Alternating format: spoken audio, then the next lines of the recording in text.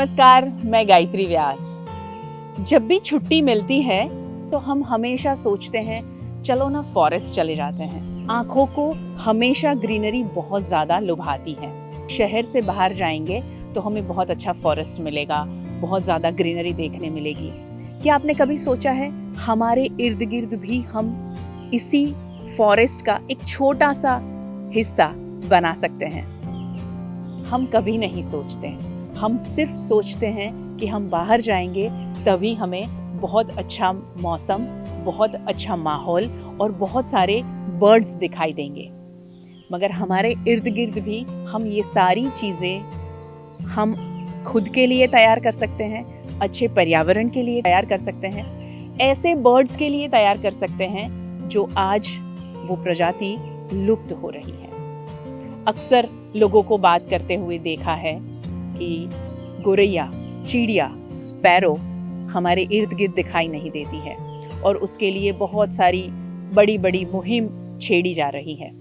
छोटी छोटी कोशिश अगर हम करेंगे तो ये बड़ी जो मुहिम है उसकी ज़रूरत नहीं होगी। ऐसी ही एक कोशिश वडोदरा शहर के बीचों बीच अलकापुरी विस्तार में हुई है, जिसको नाम दिया गया है सावित्री अर्बन फूड फॉरेस्ट। मेरे पीछे आपको ग्रीनरी दिखाई दे ही रही होगी। बहुत ही खूबसूरत प्लेस है।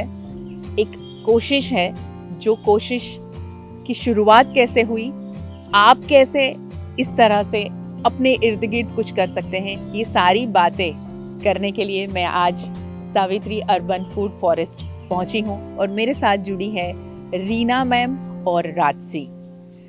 रीना मैम से बात शुरुआत करेंगे। नमस्कार मैम। नमस्कार गायत्री, कैसे हैं आप?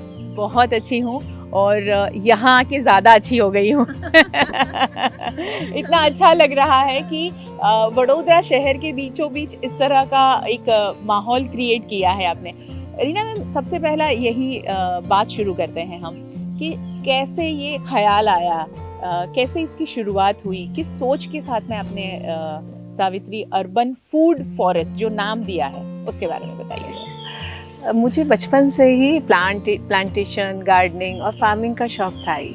तो मुझे लगता था क्यों ना हम सिटी के बीच में, अर्बन एरिया में कुछ इस तरह का डेवलप करें कि जिससे एक बायोडाइवर्सिटी और इकोसिस्टम डेवलप हो सके और लोग आएँ और देखें और सीखें कि वो अपने आसपास भी किस तरह से एक इकोसिस्टम डेवलप कर सकते हैं। और अगर शुरू करने की बात, मतलब एक चीज़ दिमाग में तो ये सब चल ही रहा था कि कैसे करना चाहिए। अनफॉर्चुनेटली कुछ ऐसा हुआ कि जितना भी मैंने फार्मिंग और गार्डनिंग के लिए सीखा वो सब मुझे पापा ने सिखाया। लेकिन मई में कोविड में पापा चले गए। वो अस्थमा पेशेंट थे और हमेशा उनके अंदर से कुछ ऐसा होता था कि मैं कहीं बैठ सकूं, कुछ ऐसा हो कि सिटी के बीच में रह के भी मैं सांस ले सकूं।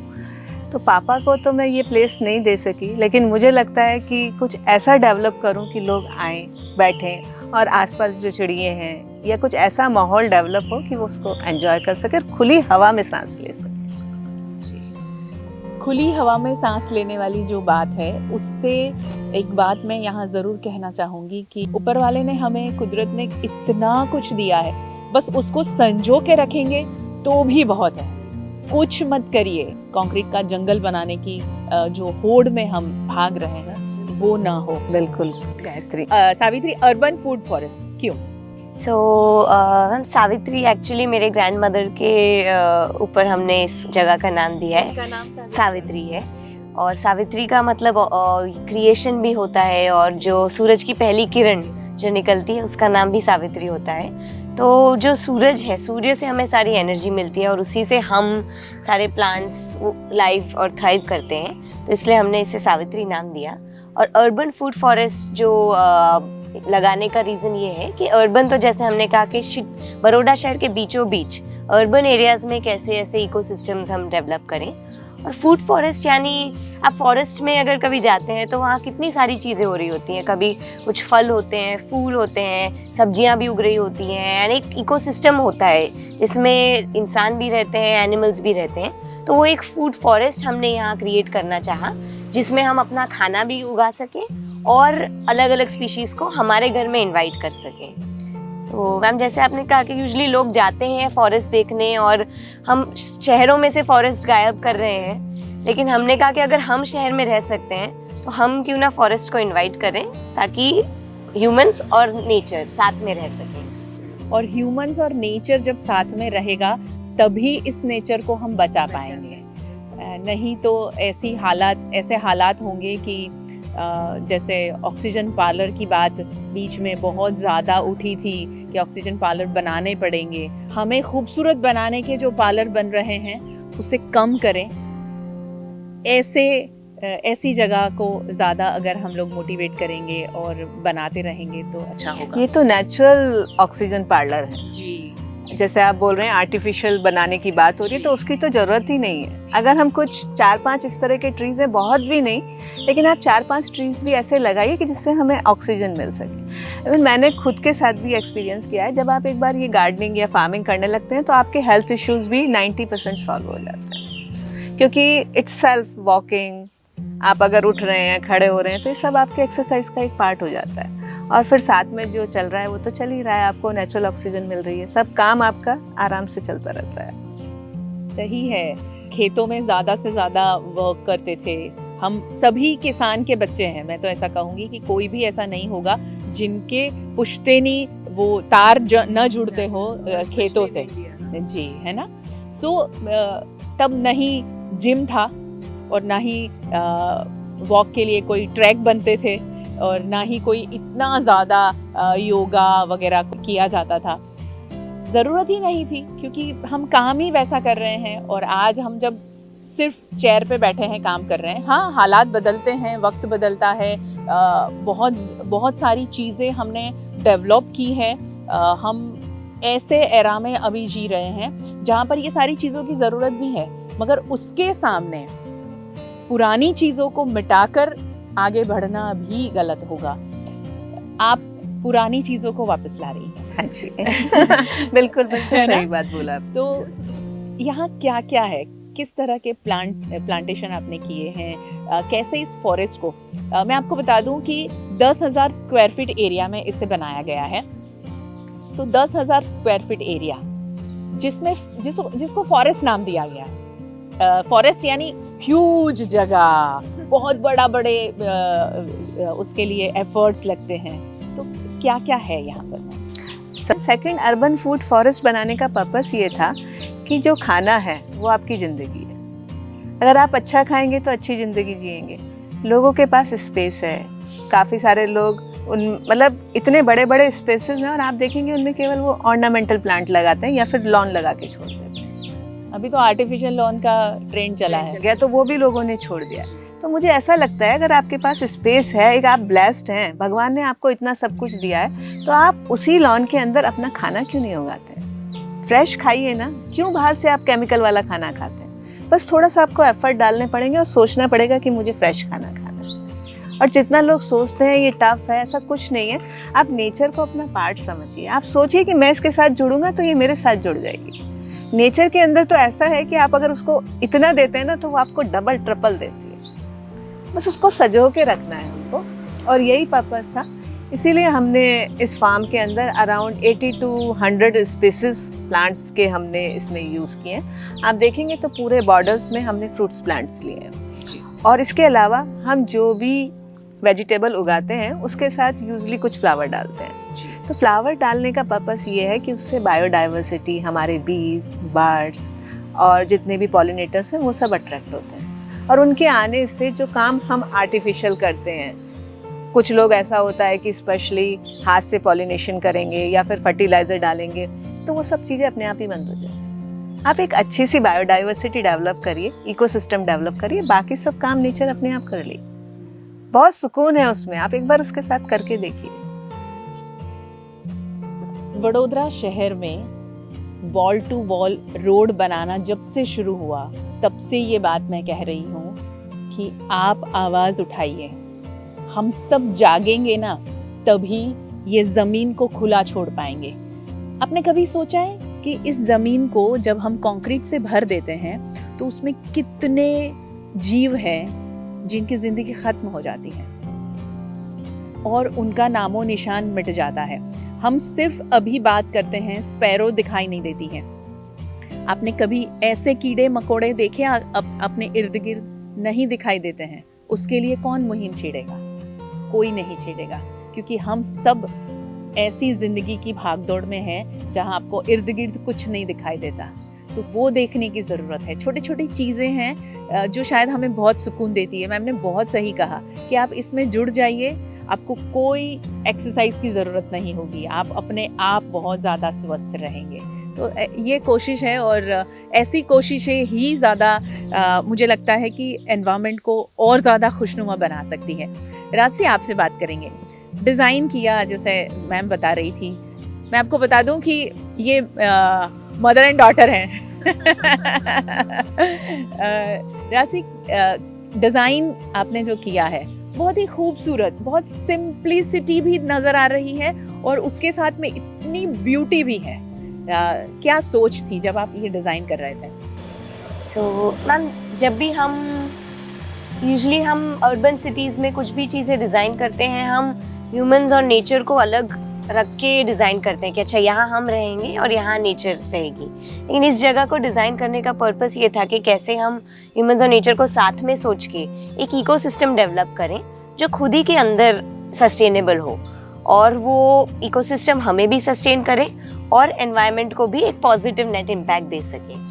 तो जैसे आप मम्मी ने कहा कि ज़्यादा नहीं कुछ हमने किया, हमने बहुत ही मिनिमल चीज़ें यूज़ करके, बहुत ही बेसिक, कम मिट्टी से कम, हम ना ही तो कोई पेस्टिसाइड्स या कोई केमिकल्स डालते हैं। जो भी हमने किया है एक नेचुरल तरीके से किया है, तो और एकदम मिनिमल इनपुट डाल के हमने एक ऐसा इकोसिस्टम क्रिएट किया है जो खुद ही को जनरेट कर सके। तो फॉर एग्जांपल, यहाँ जो भी हम सब्जी उगाते हैं, हम केमिकल्स और फर्टिलाइजर्स तो यूज़ करते नहीं हैं, लेकिन सब्जी को जो न्यूट्रिशन मिलता है उसको करने के लिए जो खाद होती है वो भी हम इसी एरिया से जनरेट करते हैं। तो जो भी यहाँ पत्तियों का एक्स्ट्रा कचरा कंपोस्ट निकलता है, उसको हम कंपोस्ट बना के वापस से प्लांट्स में डालते हैं, वो एक है। और सेकंड है, जो भी हमने यहाँ जो भी बेड्स और जो भी प्लांटेशन और जो भी छोटे छोटे स्ट्रक्चर्स बनाए हैं, को हमने ज़्यादा से ज़्यादा कोशिश की है कि वो वेस्ट मटेरियल से बने, तो रिसाइकल करके करें। तो जैसे पुराने टायर्स यूज़ करके, बैम्बू मटेरियल यूज़ करके, लकड़ी छोटे छोटे पीसेस यूज़ करके, धीरे धीरे बहुत ही स्लो प्रोसेस से हमने एक इकोसिस्टम बनाया है। तो आइडिया है कि कैसे आप बहुत ही, यानी वेस्ट लेकर भी आप कुछ वैल्यू क्रिएट कर सकते हैं और बिना बहुत कम एफर्ट्स डाल के भी, जैसे आपने कहा, एक एस्थेटिकली और एक थ्राइविंग इकोसिस्टम बना सकते हैं, वो डिज़ाइन करने का हमने कोशिश किया है यहाँ पे। कोई बड़ा खर्च नहीं है, कोई ज़्यादा यहाँ पर जद्दोजहद नहीं की हुई है, उसके बावजूद भी बहुत खूबसूरत लगता है। क्यों? क्योंकि यहाँ ग्रीनरी है, हरा भरा अगर जगह हो तो वहाँ पर आप खुद तो बहुत सुकून से रह सकते हैं, मगर उसके साथ साथ में बर्ड्स, अभी जब हम बात शुरू कर रहे थे उससे पहले यहाँ जिस तरह बर्ड्स की चहचहाहट सुनाई दे रही थी, बर्ड्स दिखाई दे रहे थे, बहुत अलग सा माहौल हो जाता है। छोटी सी जगह में भी आप कुछ करना चाहें तो कर सकते हैं। ये उसका एग्जाम्पल है। मानो कि कैबेज डाला है और कैबेज के साथ में अगर आपने गेंदे के फूल का प्लांटेशन भी किया है, तो बोले वो कैबेज को कम न्यूट्रिशन मिलेगा, वो तो उसके बारे में कुछ बताइए, क्योंकि वो लेस नॉलेज शायद ये सोच पे हावी हो जाता है। नहीं, वो लोग जो भी सोचते हैं वो गलत सोचते हैं गायत्री। एक्चुअली अगर हमने उसके साथ में फ्लावर डाला है तो ये एक सिस्टम है। मतलब आप ये सोचिए ना, एक फॉरेस्ट है, एक जंगल है, उसमें सब कुछ एक साथ चलता रहता है। उसमें ऐसा नहीं है कि कोई किसी का खाना खींच रहा है या कोई किसी से खाना कम ले रहा है। प्लांट्स के अंदर बड़ा अच्छे से बैलेंस होता है। इवन उसमें काफ़ी प्लांट्स ऐसे होते हैं कि जो एक दूसरे को सपोर्ट करते हैं, उसमें हम उनको नाइट्रोजन फिक्सर बोलते हैं। तो जैसे राशि ने बोला ना कि हम बाहर से कोई फर्टिलाइज़र नहीं लाते हैं, किसी तरह का कोई चीज़ें हम बाहर से लेते ही नहीं हैं, तो उसमें एक तरफ तो हम हमारा कंपोस्ट तो बनाते ही हैं, इसके अलावा जो प्लांट लगाते हैं उसके साथ में एक ऐसा कंपेनियन प्लांट लगाते हैं कि जो दूसरे प्लांट को नाइट्रोजन तो देता ही है, इसके अलावा जैसे हमने फ्लावर्स लगाए हैं, तो फ्लावर्स क्या काम करते हैं, वो बीज, बटरफ्लाइज और जितने बर्ड होते हैं उन सबको अट्रैक्ट करते हैं। तो जो आपका पेस्ट है वो हार्वेस्ट पे नहीं जाकर फ्लावर पे जाता है, और फ्लावर के ऊपर बेनिफिशियल पेस्ट और हार्मफुल पेस्ट दोनों होते हैं। तो जो बेनिफिशियल पेस्ट हैं वो हार्मफुल पेस्ट को खा लेते हैं, और उसके अलावा ऐसा कुछ नहीं है कि वो न्यूट्रिशन लेते हैं, धरती ने सब कुछ बहुत बैलेंस में दिया है, उसने हर किसी को जगह दी। वो माँ है, माँ है, वो किसी को ज्यादा और किसी को कम दे ही नहीं सकती। एक फैमिली में हम रहते हैं ना, तो एक फैमिली में फादर भी है, मदर भी है, बच्चे भी हैं, सब लोग एक छोटे से कमरे में आ जाते हैं और सबका अरेंजमेंट हो जाता है। तो वो नेचर अपने आप सब कुछ संभाल लेती है, आपको फाइट करने की जरूरत ही नहीं है। बस उसके साथ मिलके रहिए, समझिए कि ये सब कुछ दे सकती है, तो आप जो जैसे जैसे जुड़ेंगे आप उसको समझने लगेंगे। कितना वक्त स्पेंड करती है मैम यहाँ पर रोजाना? क्योंकि मेरा पैशन है तो मैं वो टाइम तो गिनती नहीं हूँ। और कभी कभी तो ये लोग जलते भी हैं कि वो आपका बड़ा बेबी हो गया है अभी। पर ऐसे नॉर्मल उसमें मैं आपको बोलूँ, अगर आप 1 घंटा 1.5 घंटा अगर आप रिलीजियसली देते हैं तो इसमें आपको रिजल्ट मिल जाते हैं। रिलीजियसली, ये बहुत बड़ी बात कही है। आप एक दिन करके कि मैंने तो प्लांट लगा दिया था, वो हो जाएगा, पानी डाल देंगे, या हमारी मेड है उनको कह दिया कि आप पानी डाल देना ना, हो जाएगा, ऐसा नहीं होता। इससे लगाव जब आप बढ़ाओगे तभी कुछ होगा। एक्चुअली जब ये घर में आप सब्जियां और ये सब लगाने लगते हैं ना, तो जैसे फैमिली के आपके डेली के काम हो जाते हैं कि मुझे घर में उठ के खाना बनाना है या मुझे दूसरा कुछ काम करना है। तो सेम चीज़ें जब ये धीरे धीरे बड़े होते हैं, आपका बेबी आप बड़े होते हुए देखते हैं ना कि ये अभी इतना मैच्योर हुआ, अरे इस पे फूल आ गया, इस पे फल आ गया, अब तोड़ना है, तो वो एक आपका लाइफ साइकिल में ही आ जाता है, मतलब एक पार्ट ही हो जाता है आपके लाइफ का। मैंने पर्सनली ये नोटिस किया है कि हमारी जो जनरेशन है, हमें दुनिया भर की खबर होती है, लेकिन हमारे आसपास क्या हो रहा है, कौन सी सब्जियां उग रही हैं, ये भी हमें नहीं पता होता। आज तक मैंने कभी देखा नहीं था कि गोभी उगती है तो कैसी लगती है, जब तक मम्मी ने शुरू नहीं किया था। तो हमारा फोकस है कि बचपन से ही अगर हम ये चीज़ सीखें तो उसको आगे हम ले जा सकते हैं, और हमारी नेक्स्ट जनरेशन ये नॉलेज जो हमारी एंसेस्टर्स की नॉलेज है, ट्रेडिशनल नॉलेज है, उसको आगे कैरी फॉरवर्ड कर सके। इसलिए ट्रेडिशनल नॉलेज की बात की तो रीना में मैं यही जानना चाहूँगी, जैसे हम पहले बात कर रहे थे कि ये हमारा ट्रेडिशन है, जिस तरह खेती पहले से होती आई है वो धीरे धीरे उसमें बदलाव आया और बदला, और आप वो ही वापस लाना चाहती हैं और यहाँ आपने वो एक्सपेरिमेंट किया है, उसके बारे में बताइए। जिस ट्रेडिशनल वे में हमने ये फार्म डेवलप किया है, तो ये हमारी पुरानी टेक्निक थी। आपने सुना होगा हमारे फार्मर्स कभी भी एक फसल नहीं लगाते थे। अगर उन्होंने गेहूं बोया है तो उसके साथ या तो वो राई डाल देते थे, राई नहीं डाली है तो कुछ एक बथवा करके नॉर्थ में एक वेजिटेबल आता है वो डाल देते थे। तो उनको ना उस चीज़ का नाम नहीं पता था कि वो क्यों डाल रहे हैं, लेकिन वो एक सिस्टम था कि ये डालना है। लेकिन अब पढ़ाई करने के बाद हमको समझ में आया कि जैसे राई डाली है तो राई एक तरह से नाइट्रोजन फिक्सर तो होती ही है, उसके अलावा पेस्ट रिपेलेंट होती है। एक चीज़ आपको मैं बताऊं कि जितने भी येलो कलर्स के फ्लावर होते हैं वो सब पेस्ट को बहुत पसंद होते हैं। तो जहाँ भी येलो कलर होगा वहाँ पर पेस्ट आएगा, हार्मफुल भी आएगा और बेनिफिशियल भी आएगा। तो आपका काफ़ी हद तक एक इकोसिस्टम ऐसे ही डेवलप हो जाएगा। तो उसमें किसी तरह का आपको ना तो केमिकल डालने की ज़रूरत पड़ेगी और ना ही किसी तरह का आर्टिफिशियल फर्टिलाइजर डालने की ज़रूरत पड़ेगी। तो यही एक पुराना मेथड है कि आप 2 फसलों को एक साथ मिला के काम करिए, उसको हम कंपेनियन प्लांटिंग बोलते हैं। साथ में मल्च डालिए। तो मल्च के लिए हम ऐसा करते हैं कि हमारी सॉइल को हम खुला नहीं छोड़ते, उसके ऊपर या तो हम कोई दूसरी साथ में फसल लेते हैं, हार्वेस्ट लेते हैं, या फिर हम जो लीव्स वगैरह होते हैं उसको भी मल्च की तरह से यूज़ करते हैं। जो सॉइल है वो हमारी कवर रहनी चाहिए, अदरवाइज डायरेक्ट सनलाइट से जितने भी सॉइल के न्यूट्रिशन होते हैं वो सब लीश आउट हो जाते हैं। और एक चीज़ और भी होती है, अगर चाहे वो आपका दिमाग है या ज़मीन है, अगर वो खाली है तो उसमें वीड आएगा ही। तो सेम अगर आपने सॉइल को भी कवर करके रखा है तो उसमें वीड भी नहीं आएगा। तो ये जो आपका वीड वाला प्रॉब्लम है वो भी मल्च के साथ ख़त्म हो जाएगा।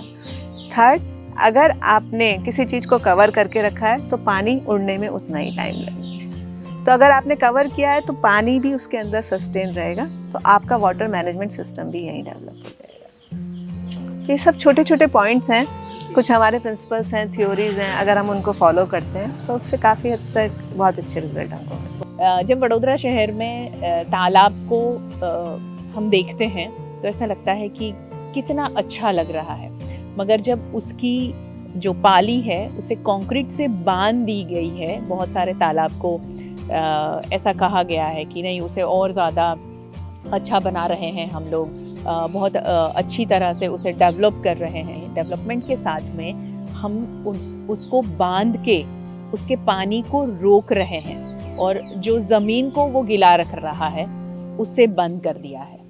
ऐसे वडोदरा शहर के तालाब हो चुके हैं। तो उसके लिए भी मैं ये बात इसीलिए कह रही हूँ कि वडोदरा शहर के लोग जब ऐसा कहते हैं कि हम शहर से बहुत प्यार करते हैं, तो सिर्फ कहने के लिए नहीं, आपको जहाँ जहाँ भी शहर में डेवलपमेंट के काम हो रहे हैं उसके ऊपर नज़र डालनी होगी कि वाकई वो सही तरीके से हो रहा है या नहीं हो रहा है। कंक्रीट के जंगल बनाकर उसे सिर्फ खूबसूरत बनाया जा सकता है, जो कुदरती मिला हुआ है उसे अगर हम संजोएंगे नहीं तो वो बर्बाद हो जाएगा। अपने नेचर को संभाल के नहीं रखा तो आप ये सोचिए कि आप कैसे जिंदा रहेंगे। अगर खाना आपकी प्लेट में नहीं है तो कहाँ से आएगा? अगर प्लांट्स आसपास नहीं है तो ऑक्सीजन कहाँ से आएगी? तो ये एक ऐसा टाइम है कि आप नेचर को बचा के रखिए। आप सोचिए कोविड में सब कुछ बंद हुआ लेकिन जिंदगी चलती रही, लेकिन अगर नेचर ने अपने दरवाजे क्लोज कर दिए तो कुछ नहीं होने वाला। उसको संभाल के रखिए, उसे इनवाइट करिए, बस इतना है। उसके साथ जुड़िए और सोचिए तूने मुझे बहुत कुछ दिया, अब मैं तुझे संभालूं। तो ये हमारा प्रयास है। यहाँ जो बर्ड्स आते हैं उसके लिए फ्लावरिंग प्लांट्स की आपने बात की, तो सीजनल प्लांट्स होते हैं या अलग अलग तरीके के प्लांट्स लगाए हैं? एक्चुअली जो फ्लावर्स के हमने प्लांट लगाए, जैसे आपने देखा होगा हमने मैरीगोल्ड बहुत यूज़ किया है जी। और मैरीगोल्ड एक ऐसा प्लांट है या फ्लावर है कि जो हर सीजन में चलता है, साल भर चलता है। इसके अलावा कुछ और भी, जैसे आप ये देख रहे हैं कि ये विंसा, इसको सदाबहार बोलते हैं। तो सदाबहार मतलब हमें सदा ही बहार देता है। तो मैंने वही बोला ना, आप एक ऐसा सिस्टम डेवलप करिए कि सब चीज़ें अपने आप चलती जाएं। जो हम ज़्यादा एफर्ट डालते हैं कि इस सीज़न में करना है, इस सीज़न में करना है, इतना मत सोचिए। जो आपके पास है, हम बोलते हैं seasonal is regional and local is vocal. जो आपके पास चीज़ें हैं उनको यूज़ करिए और उनको यूज़ करने से आपको जो सेटिस्फेक्शन मिलेगा, इकोसिस्टम डेवलप होगा, वही बेस्ट है। रात्रि, यहाँ आपकी पढ़ाई भी चल रही होगी, यहाँ टाइम कैसे स्पेंड करते हो, कैसे समय निकालते हो? कि मम्मा की तरह वही पैशन है तो समय निकल जाता है? डेफिनेटली आई थिंक कुछ चीज़ें, कुछ जगह ऐसी होती हैं जहाँ लगता है कि आप काम कर रहे हैं या आपकी एनर्जी ड्रेन हो रही है और उसमें हमें लगता है अच्छा हम काम कर रहे हैं। लेकिन जब हम नेचर के या ऐसी जगहों में आते हैं तो वो एक ऐसा लगता है कि हमें एनर्जी मिल रही है। तो यहाँ आना ही अपने आप में एक एनर्जी का सोर्स है। तो यहाँ आके ही ऐसा लगता है कि अच्छा हम कुछ दे नहीं रहे हैं, हम ले रहे हैं। तो जब भी हम आते हैं, जब भी यहाँ लोग आते हैं, उससे जितना हमें सीखने को मिलता है वो और कहीं जाने से बहुत, आप स्कूल में जाइए, यूनिवर्सिटी में जाइए, वहाँ की जो एक एजुकेशन मिलती है वो अपनी तरह है और उससे हमें दुनिया के बारे में बहुत सीखने को मिलता है। लेकिन मैं जब यहाँ आती हूँ या लोग जब यहाँ आते हैं तो अपने बारे में बहुत सीखने को मिलता है। तो वो एक जो एजुकेशन है वो उसकी बहुत वैल्यू है। तो जब भी हम यहाँ आते हैं वो सीखने को बहुत मिलता है। नेचर के साथ में रह के बहुत सारी चीज़ें हम सीख सकते हैं। सबसे इम्पोर्टेंट जो बात होती है कि नेचर के साथ रहोगे कि तो खुद का नेचर बहुत बदल जाता है, खुद का स्वभाव बहुत बदल जाता है। आप बहुत काम हो जाते हो, हर चीज़ में आप पॉजिटिविटी ढूंढते हो, क्योंकि यही एक जगह है जो आपको हमेशा पॉजिटिविटी देती है। किताबें और नेचर, ये दोनों सबसे बेस्ट अगर दोस्त बन सकते हैं तो यही है। मैम, यहाँ जो भी फसल लेते हैं आप, चाहे सब्जी हो, जो भी है, वो उसका क्या होता है फिर आगे?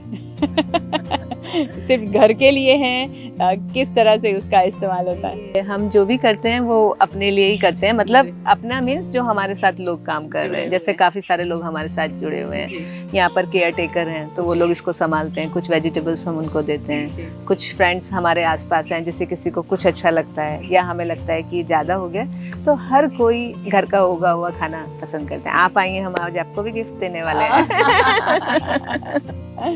आखिर में क्या कहेंगे वडोदरा शहर को, जो यहाँ आके कुछ सीखे, कुछ जाने और ये जगह को खास करके एंजॉय करें? ये आपने बहुत अच्छी बात मुझसे पूछी गायत्री। एक्चुअली इस स्पेस को बनाने का मेरा पर्पस ही है कि मैं इसको एक इको एजुकेशनल स्पेस बनाना चाहती हूँ और ये जो शुरुआत हुई, मैं हमेशा जब बच्चों को देखती हूँ कि वो अपनी प्लेट में खाना छोड़ते हैं, तो वो मुझे ना अंदर से बहुत दुखता है। उन्हें ये समझ में आना चाहिए कि जो टमाटर, जो रोटी वो छोड़ रहे हैं, वो 1 मिनट में तुम्हारी प्लेट में नहीं आया है, वो बाहर से नहीं आ गया है। उसके पीछे 3 महीने, 4 महीने, 6 महीने लगे हैं, तब वो एक टमाटर आपकी प्लेट में आया। तो जब वो इन सब चीज़ों को सीखेंगे, देखेंगे, तो वो फूड की तरफ सेंसिटिव होंगे। उनको समझ में आएगा वेस्ट करने से पहले कि मैंने 4 महीने इसके पीछे मेहनत करी है, तब ये मेरी प्लेट में आया है। तो इसी तरह मैं बच्चों को यहाँ पर बुलाना चाहती हूँ, उनको ग्रीन एम्बेसडर बनाना चाहती हूँ। क्या बात है। जिससे वो सीखें कि कैसे फार्मिंग हो सकती है, और एक not in a very academic way, practical way में। और हम जैसे आज बातें कर रहे हैं, सेम चीज़ें उनको भी, कि अगर आप किसी भी सब्जी के साथ ये फल लगा दें, और अगर आप ना सब्जियों के फ्लावर्स देखेंगी, तो जितने एस्थेटिकल, जितने ऑर्नामेंटल फ्लावर्स होते हैं ना, उससे कई लाख गुना सुंदर वो फ्लावर्स होते हैं। तो एक बार देखने के बाद वो फील आपके अंदर आएगा कि क्यों मैं ऑर्नामेंटल फ्लावर लगाऊं। मैं मेरे घर में अगर कुछ वेजिटेबल लगा सकती हूँ। अगर आपके पास ज़्यादा स्पेस भी नहीं है तो पुदीना डालिए, पालक डालिए, धनिया डालिए। बहुत सारी ऐसी सब्जियां हैं जिनको मेंटेनेंस की ज़रूरत ही नहीं पड़ती। जैसे तुलसी है, तुलसी का प्लांट मतलब नेचर ने खुद इस तरीके से बनाया है कि तुलसी को कुछ केयर की जरूरत ही नहीं है। और ढंग से लगाएंगे आप, उसकी भी कटिंग करके रखिए, साफ सुथरा रखिए, तो वो ऑर्नामेंटल प्लांट से कम नहीं है। इवन आपको हेल्प कर रहा है, आपकी इम्यूनिटी बढ़ा रहा है, आपको अच्छी ऑक्सीजन दे रहा है, आपके घर में एक अच्छी सी महक ला रहा है। This is the thing.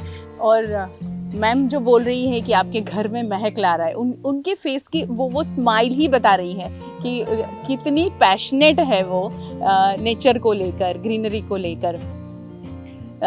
जो कहा मैम ने कि बच्चे खाना प्लेट में छोड़ देते हैं, मैं ये आप सबसे पूछना चाहती हूँ कि आपने कभी भी हमारे किसान को थैंक यू कहा है?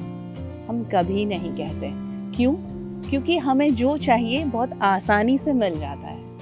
हम मॉल में गए या स्टोर में गए, सारी चीज़ें आपको बड़ी खूबसूरती के, खूबसूरत पैकिंग के साथ में सब कुछ मिल जाता है। आप कभी खेत में विजिट करें अपने बच्चों को लेकर, ऐसी जगह पर आए, तब रियलाइज़ होगा कि क्या मेहनत होती है और किस तरह हमारी थाली में इतनी खूबसूरत थाली सजती है हमारे लिए खाने के लिए। राजसी, क्या कहोगे? आपकी एज के सभी को यहाँ बुलाना है, तो मैं तो चाहती हूँ कि आप पूरे वडोदरा को इनवाइट कर दो कि आप जब चाहे यहाँ आ सकते हैं। आपके जो भी रूल्स रेगुलेशन है उसके बारे में भी बता सकती हैं आप। मैम अभी हम ये जगह पहले तो हम अपने लिए यूज़ करते थे, लेकिन अभी हमने इसे कम्युनिटी के लिए ओपन किया है। तो अगर कोई भी आना चाहता है तो वो जाके हमारे इंस्टाग्राम पेज पे या फेसबुक पेज पे savitri.urbanforest ढूंढ सकता है। और हमारे पेज पे जाके एक फॉर्म है और या तो एक कॉन्टैक्ट डिटेल्स रखी हुई है, तो जो भी आना चाहता है वो हमें कॉन्टैक्ट कर सकता है। और बस एक कहना ही है कि मैं आना चाहूँगा, मैं कुछ सीखना चाहूँगा, तो फेसबुक या इंस्टाग्राम पे हमें ढूंढ सकते हैं savitri.urbanfoodforest करके, और उनसे फिर हम मिल सकते हैं।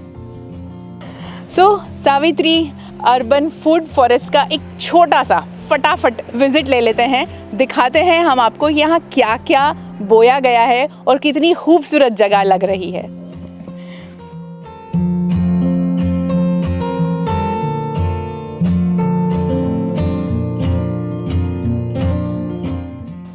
इसके बारे में बताइए मैम।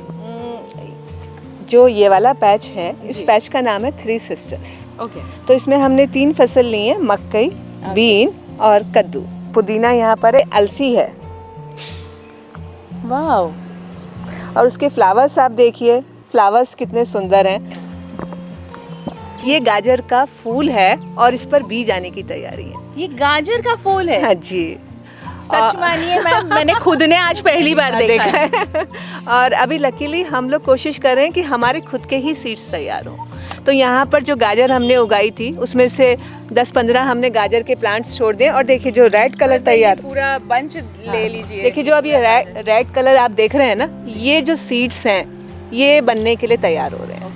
ये हम इसको सीड को प्रिजर्व कर लेंगे और उसके बाद फिर हम नेक्स्ट सीजन में इनको यूज़ करेंगे। कई ऐसे लोग होंगे जिन्होंने सिर्फ ये सुना होगा या फोटो में देखा होगा, इसे फल ज़रूर कहूँगी मैं, क्योंकि मुझे बराबर याद है कि हम छोटे थे, लारी में ये बिकने आता था, वाड़ी में हम रहते थे, मुझे याद है।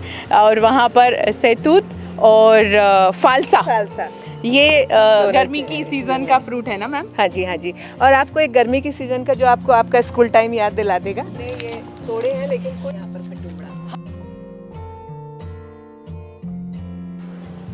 ये खटुमड़ा है, आपने देखा होगा बट शायद इसका नाम शायद ना पता हो।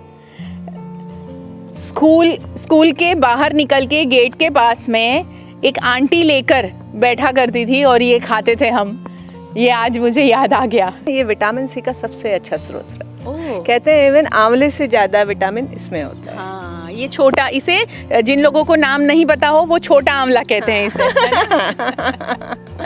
इसको इटालियन कॉर्नर बोलते हैं। तो इटालियन फूड में जितने भी आप सब्जियां यूज़ करते हैं, टमाटर, बेसिल एंड पार्सले, रोजमेरी, थाइन, वो सब हमने इसमें यूज़ किया है। और बेस्ट पार्ट है कि वो सब एक दूसरे के कंपेनियन भी हैं। अलग तरह की मिर्ची है जो इटालियन फूड में हम पेपर यूज़ करते हैं, ये वही मिर्ची है। और एक आप देखिए, ये जिरेनियम का फ्लावर है जी, जिरेनियम ऑयल, और इसके अलावा ये एडिबल भी होता है। काफ़ी हद तक इटालियन फूड में और अलग से लोग इसको काफ़ी खाते हैं और यूज़ करते हैं। और बेस्ट है कि ये इसका साथ सोलमेट है।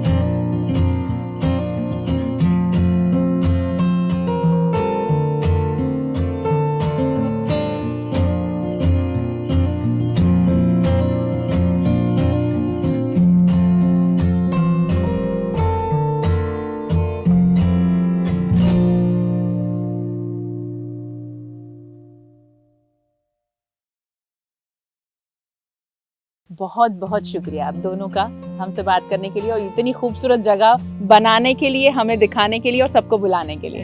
Thank you so much. कुदरत ने दिया है, इंसान ने संभाला है। ये लाइन बिल्कुल यहाँ फिट होती है कि ऊपर वाले ने दिया है, बस यही इंसान है जो उसे संभालता है। तराशना उसका काम है, संभालना हम सबका काम है। और उसमें छोटी सी कोशिश भी हम करेंगे तो मुझे लगता है कि बहुत बड़ा बदलाव ला सकती है। और वही बहुत बड़े बदलाव के लिए रीना मैम, मैं यहाँ सबका नाम ज़रूर लेना चाहूँगी, क्योंकि मैं जिनके ज़रिए मिली हूँ, प्रेमराज कश्यप सर, जिनको बरसों से जानती हूँ, और रीना मैम, राजसी और रिदम भी सोसाइटी के लिए बहुत कुछ करना चाहती हैं। पूरा परिवार समाज को कुछ देने की कोशिश हमेशा करता है।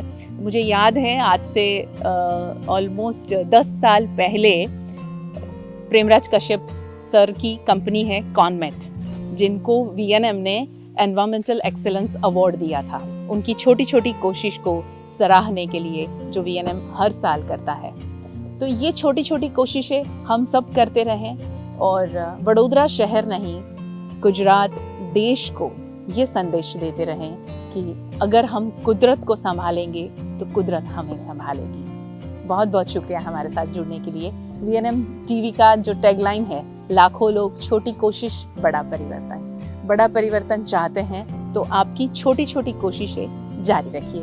VNM के साथ जुड़े रहिए। ऐसी खास चर्चा और खबरों के लिए VNM TV का YouTube चैनल है, जिसे सब्सक्राइब करें, Facebook पेज है जिसे लाइक करें, फॉलो करें, इंस्टा, ट्विटर, वेबसाइट है जहां आप खबरें पढ़ सकते हैं। और अब OTT प्लेटफॉर्म पर VNM पर दिन भर खबरें आप देख सकते हैं।